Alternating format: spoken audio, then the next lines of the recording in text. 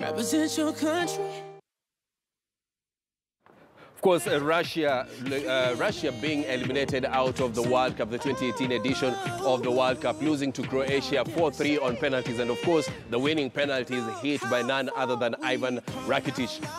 Eric, let's talk about Russia. Did you expect them to get this far in the tournament, get to the quarterfinals? Before even the World Cup started, yes, no one could expect Russia to go past the group stages. Yes. So I'm saying them being played until the quarterfinals, that was an extremely good job for the team. I don't know if it's the Putney factor, because Russia is a small team compared to Argentina. It was the lowest ranked team going into the World Cup. Actually, it was the lowest ranked team going to the World Cup. Yes. So, but you see it coming, progressing. I'm thinking maybe, I don't know if it was the Putney factor or the home advantage. The home advantage gave them psyche. The 12th man. The 12th man. Yes. So when you're being on your home ground, you play knowing someone is watching me from my home. So I don't know, but where they are now, I can't say they have passed, they have done extremely a good job being in the quarterfinal. So I'm giving a recommended to Russia team. Okay. Steve, I know you have lots to say about this Russian team. They were not expected to even go past the group stage, but they surprised many, getting to the quarterfinals, and they went out of the quarterfinals on penalties. What are your thoughts?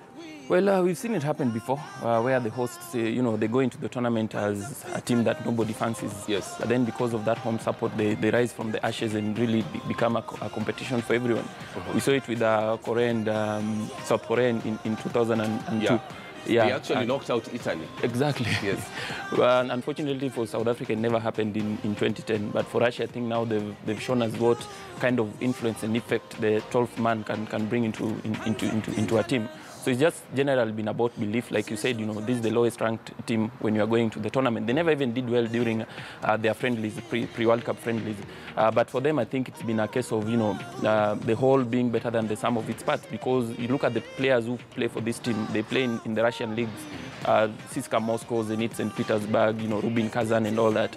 But, when they came in here and with that home support, I think they wanted to show the whole world that this is what we are capable of. So for them, I think the quarterfinals was good enough for them. Tears, of course, disappointment, but I think they've really done well for themselves. Nyambura, I want us to talk about the Russian stars that have impressed in the 2018 edition of the World Cup. We start right here with Denis Cheryshev. What are your thoughts about this 27-year-old?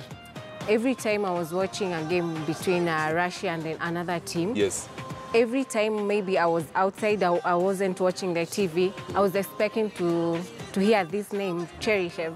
And every time I hear the name Cheryshev, I know it's a crack of a goal. Yes, so we saw against Croatia. Yes, so he's been consistent, he's been good, he's been the man of that team. So we talk about the other Russian stars. Steve, Golovin, a player that right now everybody wants to get his signatures. Chelsea is leading to sign him, Golovin. Yeah. He's one of the players that the world wants. Before we talk about Akinfeev and other, we want to talk about Golovin, a player that a number of clubs are chasing his signature. What are your thoughts about how he has performed in this World Cup?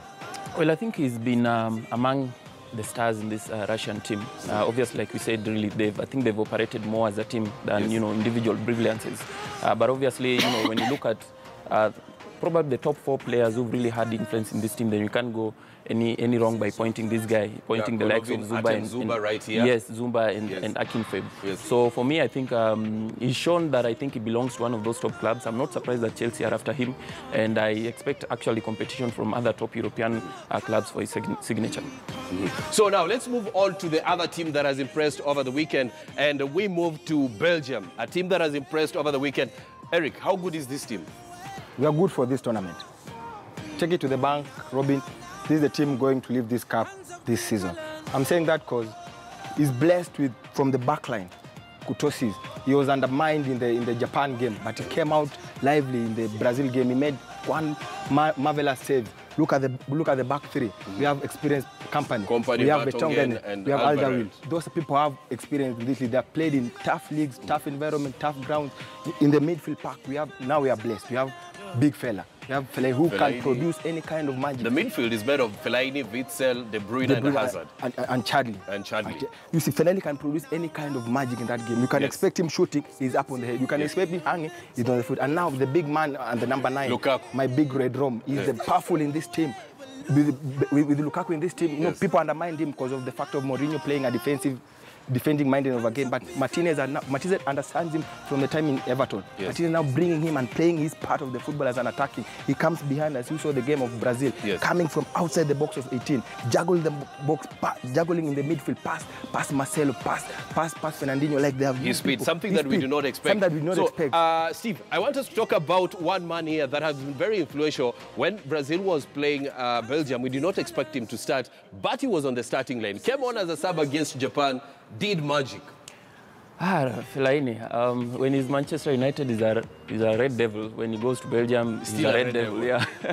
So I think generally, I think there's a reason why Mourinho actually wants this player. There's a reason why he had to wait until Fellaini decided to extend the contract, because he knows what kind of a player he is. Yes. He sees things in this player that the normal eye can't see, and I think that's what Martinez also has seen. Because you can't be wrong. Martinez is a top international coach. Mourinho has done it. He's won it all, yes, and still winning it. So for them to actually give their trust in this player says that there's really something in him, and we've seen it really. He's gotten a couple of goals really, but it's his influence and control in that midfield, I think, that puts him above all else. And in this match against Brazil, I think he was one of the standout stars.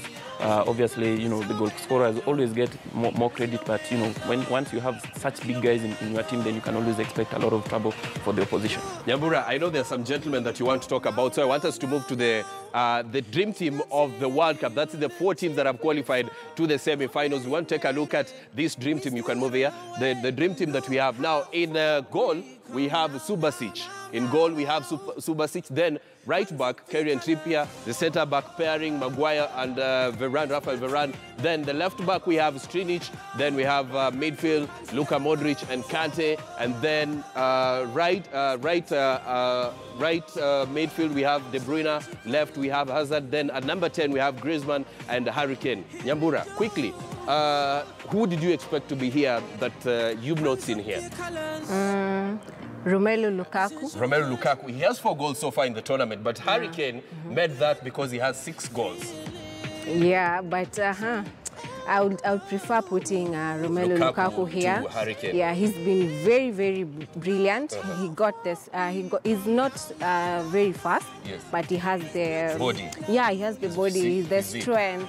Yeah, but yeah, yes, De Bruyne, Modric. I agree with you here, but I'll pick Lukaku.